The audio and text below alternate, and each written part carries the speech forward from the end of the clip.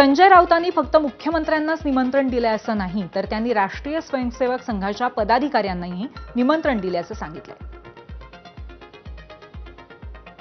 नागपूरमधल्या हिंदुत्ववादी अशा अनेक संस्थांना, संघटनांना आम्ही आमंत्रण देत आहोत. संघाच्या संचालक आम्ही त्यांनाही आमंत्रण देत आहोत. संघाचे इकडले जे प्रमुख पदाधिकारी आहेत किंवा हिंदुत्वाचं काम करणाऱ्या ज्या संस्था आहेत आम्ही त्यांनाही देऊ. आता संजय राऊतांनी जर नागपुरात जाऊन आंदोलनाची हाक दिली असेल तर भाजप नेत्यांच्या प्रतिक्रियाही येणारच होत्या. अगदी तसंच झालं. सुरुवात केली ठाकरेंचे पारंपरिक विरोधक नवनीत राणांनी. ठाकरे मुख्यमंत्री असताना हनुमान चालीसा पठणावरनं झालेला गोंधळ तुम्हाला आठवत असेलच. तेव्हा काँग्रेससोबत सत्ता स्थापन करणाऱ्या ठाकरेंनी हिंदुत्व सोडल्याचा आरोप व्हायचा. ठाकरेंनी हिंदुत्व सोडलंय असे आरोप आपण बऱ्याचदा ऐकले.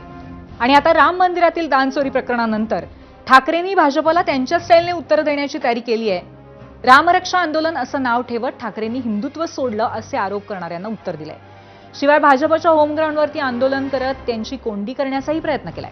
आणि त्याचाच भाग म्हणजे फडणवीसांना दिलेलं निमंत्रण. त्यावर भाजप नेत्यांनी काय पलटवार केलाय आपण पाहूया. एवढी अक्कल पाहिजे ज्यांनी प्रभू रामचंद्राच्या अस्तित्वावरतीच प्रश्न उपस्थित केला. त्या काँग्रेसवाल्यांच्या सोबत, त्या राष्ट्रवादीवाल्यांच्या सोबत मांडीला मांडी लावून बसणं, सरकार स्थापन करणं, आणि आता तुम्हाला राम आठवायला लागला काय? म्हणजे ज्यांनी अस्तित्वच मान्य केलं नाही, ज्यांच्या अस्तित्वावरती प्रश्नचिन्ह निर्माण केला, त्यांच्या सोबत बसायचं आणि आता मग हे असली आंदोलन करायचं. लोक सगळं बघतायत.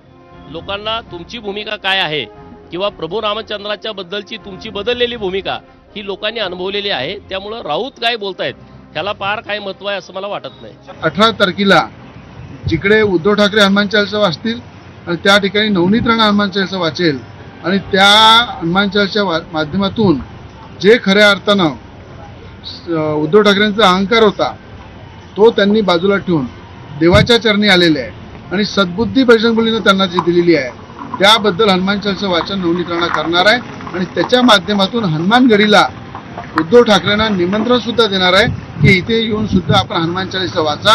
18 तारखेला जो आंदोलन होणार आहे त्याला त्या भूमिकेला प्रत्युत्तर म्हणून नवनीत राणा अमरावतीच्या हनुमानगडीवर हनुमान चालीसाचे पठण करणार आहे. नवनीत राणा वगैरे चिल्लर विषय याच्यावर मी काय बोलत नाही.